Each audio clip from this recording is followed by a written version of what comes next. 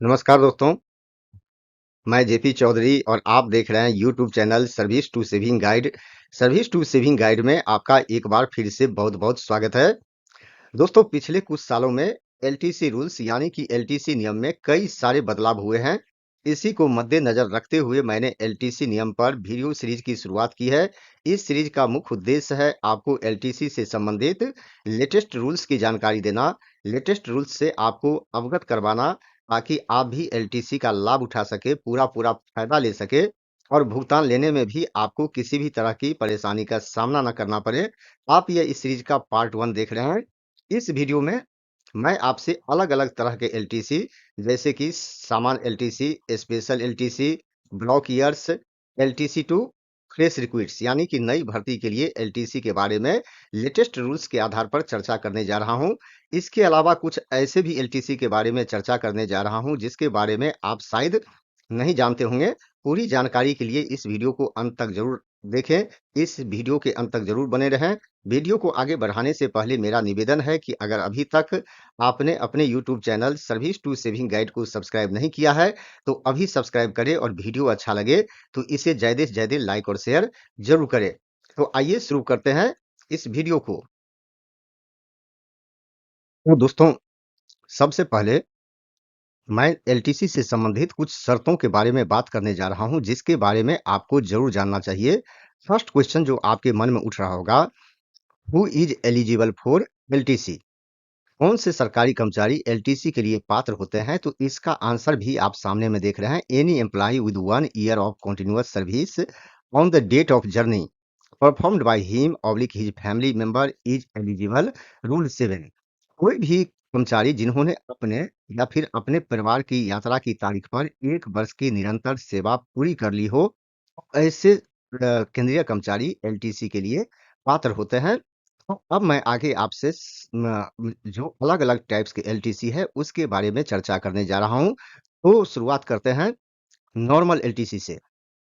तो जैसा कि आप यहाँ देख रहे हैं कि normal LTC, in terms of provision of the scheme against the 4 year block, the government employees have the option to avail either.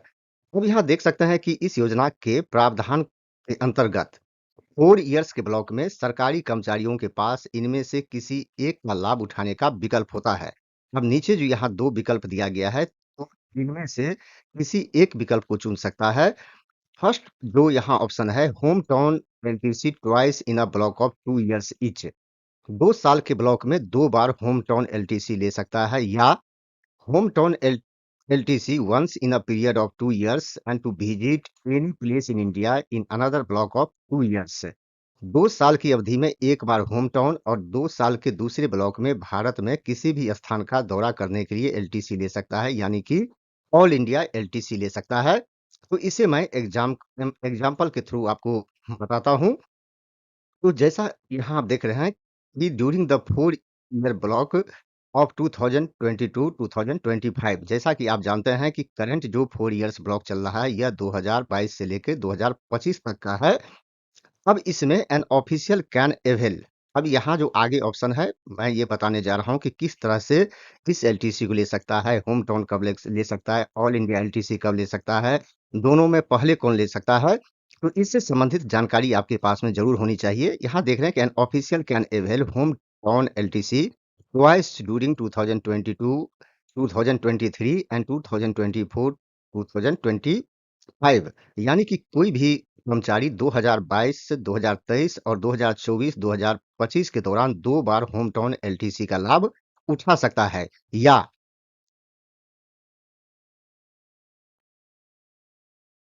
दूसरा जो यहाँ पर आप देख रहे हैं कि home town LTC during 2022, 2023 and all India LTC during 2024, 2025।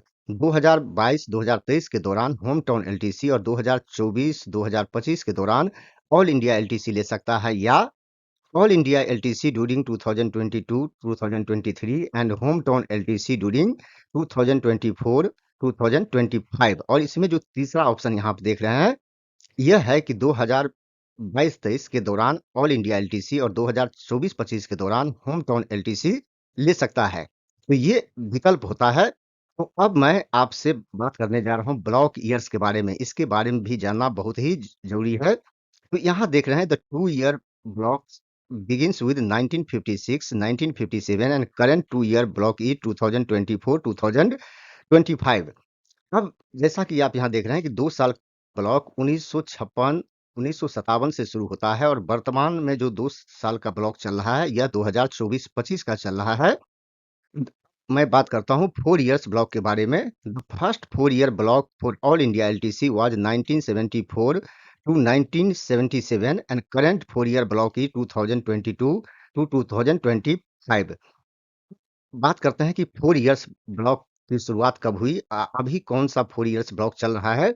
तो यहाँ देखते हैं कि अखिल भारतीय एलटीसी यानी कि ऑल इंडिया एलटीसी के लिए पहला 4 साल का ब्लॉक 1974 से 1977 तक का था और वर्तमान जो 4 साल का ब्लॉक है, यह 2022 से लेके 2025 तक का है। यानी कि करंट जो 4 इयर्स का ब्लॉक चल रहा है, यह 2022 से लेकर 2025 तक का। अब ये थर्ड पॉइंट जो आप यहाँ देख रहे हैं ये भी इम्पोर्टेंट है। क्या सरकारी कर्मचारी को एक ही समय में विजिट करना होता है या अलग-अलग समय में विजिट कर सकता है? तो इससे संबंधित भी यहाँ मैं आपको क्लैरिफिकेशन दे देता हूँ। जैसा कि आप यहाँ देख रहे हैं कि a government servant and members of his family availing of LTC may travel in different groups at different times during a block of 2 years as the case may be rule 9। अब इसके बारे में जान लीजिए। एलटीसी का लाभ उठाने वाला सरकारी कर्मचारी और उसके परिवार के सदस्य जैसा भी केस हो 4 में से 2 साल के ब्लॉक के दौरान अलग-अलग समय पर अलग-अलग समूहों में यात्रा कर सकते हैं। यानी कि चाहे होम टाउन की बात हो या फिर ऑल इंडिया एलटीसी की बात हो, तो एक ही समय में सभी के लिए यात्रा करना ज़रूरी नहीं होता है। फैमिली मेंबर्स चाहें तो अलग-अलग टाइम में, अलग-अलग ग्रुप में विज़िट कर सकते हैं, चाहे ऑल इंडिया एलटीसी हो या होम टाउन एलटीसी हो। लेकिन अगर प्लेस की बात करेंगे, तो ऑल इंडिया एलटीसी के तहत अलग-अलग जगहों की विज़िट कर सकता है, यानी कि अपने चॉइस प्लेस विज़िट कर सकता है, लेकिन होम टाउन तो एक ही होगा। इसलिए अगर प्लेस की बात आती है होम टाउन एलटीसी में, तो एक ही प्लेस विज़िट करना होता है, जो कि डिक्लेयर किया होता है। अब के मन में एक और प्रश्न उठ रहा होगा कि क्या एलटीसी के लिए डिस्टेंस मायने रखता है? तो इसका भी आंसर आप यहाँ देख रहे हैं, both the LTCs can be availed irrespective of the distances. वो दूरी की परवाह किए बिना दोनों एलटीसी का लाभ उठाया जा सकता है, यानी कि कितनी भी दूरी हो, इससे कोई फ़र्क नहीं पड़ता है, उसका रिम्बर्समेंट आपको मिलेगा। तो यहाँ दूरी मायने नहीं रखता है, लेकिन कुछ शर्तें ज़रूर होती है। तो अब यहाँ थोड़ा मैं आपको बता दूँ जो प्रायः आपको कन्फ्यूज़ करता है कि अगर होम टाउन और प्लेस ऑफ पोस्टिंग यानी कि हेडक्वार्टर या फिर प्लेस ऑफ पोस्टिंग अगर सेम हो, तो इस केस में क्या होगा? तो यहाँ जो आप 3 पॉइंट देख रहे हैं, ये तीनों को ध्यान देना बहुत ही ज़रूरी है। पहला देख रहे हैं government employees whose headquarters oblique place of posting and home town are one and the same are not eligible for home town LTC. सरकारी कर्मचारी जिनका मुख्यालय या फिर तैनाती का स्थान और गृह नगर यानी कि होम टाउन एक होता है, वे गृह नगर एलटीसी के लिए पात्र नहीं होते हैं, यानी कि होम टाउन एलटीसी नहीं ले सकते। तो आपके मन में ये भी प्रश्न उठता होगा कि होम टाउन आखिर क्या होता है? तो इसे भी आप आसान शब्दों में जान लीजिए कि मीन्स टाउन, विलेज और any other place declared as such by the government servant and accepted by the controlling officer rule 4E। अब गृह नगर का अर्थ होता है सरकारी कर्मचारी द्वारा कोई भी घोषित शहर, गांव या कोई अन्य स्थान जिसे नियंत्रण अधिकारी के द्वारा स्वीकार किया गया हो। अगर एक्सेप्ट किया जाता है ऐसे प्लेस को तो वही होम टाउन हो जाता है। अब गवर्नमेंट सर्वेंट तीसरा पॉइंट देखते हैं। Government servant whose home town and headquarters place of posting the same, they are not allowed the conversion of any home town LTC as they are not eligible for the home town LTC facility.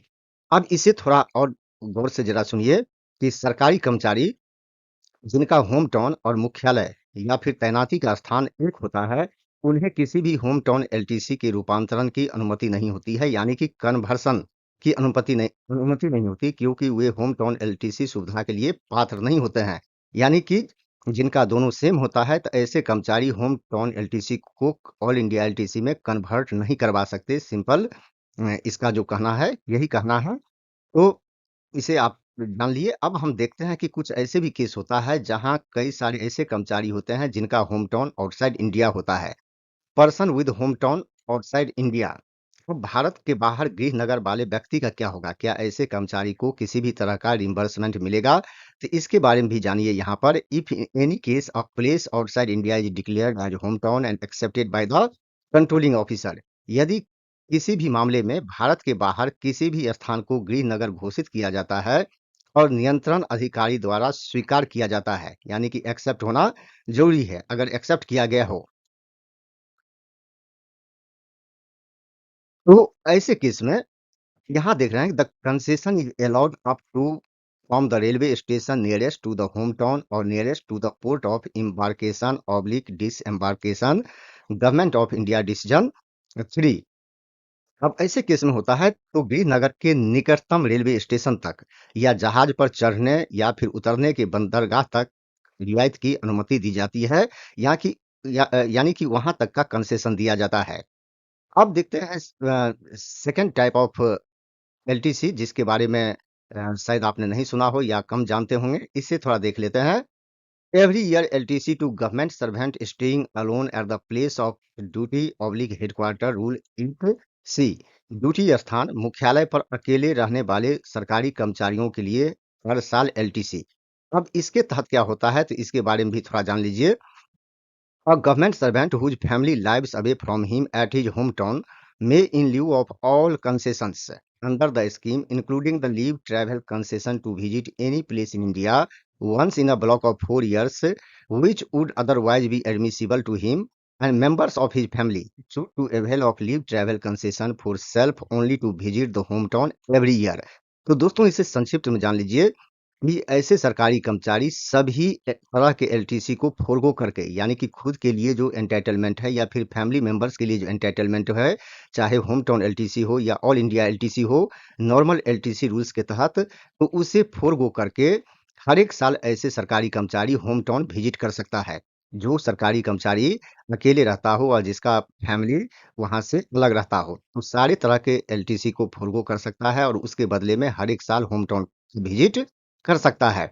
और इसी के साथ दूसरा मैं बताता हूँ यहाँ पर अनमैरिड सेंट्रल गवर्नमेंट एम्प्लॉइज, यानी कि every year LTC to unmarried central government employee और विवाहित केंद्र सरकार के कर्मचारियों के लिए हर साल एलटीसी। इसके लिए भी इस तरह का फैसिलिटी है, तो इसका भी चर्चा कर लेते हैं। इस पर भी लगभग वही रूल लागू होता है। तो जैसा कि आप यहाँ देख रहे हैं कि unmarried central government employees who have left their wholly dependent parents, sister, minor brothers at their hometown are allowed the benefit of LTC to visit their hometown every year. This concession is in lieu of all other LTC facilities admissible to the government servant himself and to his her parents, sister, minor brothers, Rule 8। तो यहाँ भी देखिए यह भी लगभग उसी तरह का एलटीसी है जैसा कि पहले बताया है 2 के फर्स्ट में, कि अविवाहित केंद्र सरकार के कर्मचारी जिन्होंने अपने पूर्ण आश्रित माता-पिता, बहनों, नाबालिग भाइयों को अपने होम टाउन में छोड़ दिया हो, ऐसे कर्मचारी हर साल होम टाउन जाने के लिए एलटीसी ले सकता है। लेकिन यह रियायत सरकारी कर्मचारी को स्वयं और उसके माता-पिता, बहनों, नाबालिग भाइयों को स्वीकार्य अन्य सभी एलटीसी सुविधाओं के बदले में होता है। यानी कि इन पर जो डिपेंडेंट जो मेंबर्स हैं जिनका यहाँ जिक्र किया गया है, तो उनके लिए जो एलटीसी का एंटाइटलमेंट होता है उसे फोरगो करना होता है। तो उसे फोरगो करके ऐसे अनमैरिड सेंट्रल गवर्नमेंट एम्प्लॉई हर साल होम टाउन विजिट कर सकता है, या फिर जहां उसका फैमिली रहता हो तो उस जगह का विजिट कर सकता है। अब देखते हैं थर्ड टाइप ऑफ एलटीसी, और ये भी बहुत महत्वपूर्ण है। जैसा कि आप यहाँ देख रहे हैं, LTC options for central government employees posted in north eastern region, Ladakh region of state of Jammu and Kashmir, Andaman and Nicobar islands and Lakshadweep group of islands. अब इसके बात करते हैं उत्तर पूर्वी क्षेत्र, जम्मू और कश्मीर पब्लिक लद्दाख क्षेत्र, अंडमान और निकोबार द्वीप समूह और लक्षद्वीप द्वीप समूह में तैनात केंद्र सरकार के कर्मचारियों के लिए एलटीसी का विकल्प। उनके लिए क्या विकल्प होता है तो इसे जानिए। सबसे पहले देख रहे हैं कि a civilian central government servant serving in those places, केंद्र सरकार का नागरिक कर्मचारी यानी कि सिविलियन गवर्नमेंट सर्वेंट जो उन स्थानों पर सेवारत हो, तो उनके लिए क्या विकल्प होता है तो उसको देखते हैं। दोस्तों इनके लिए जो विकल्प होता है उससे पहले कुछ कंडीशन को देख लेते हैं। Who lives his family behind at the old headquarters or another selected place of residence, and has not availed transfer traveling allowance for the family shall be provided with the following options for the purpose of LTC।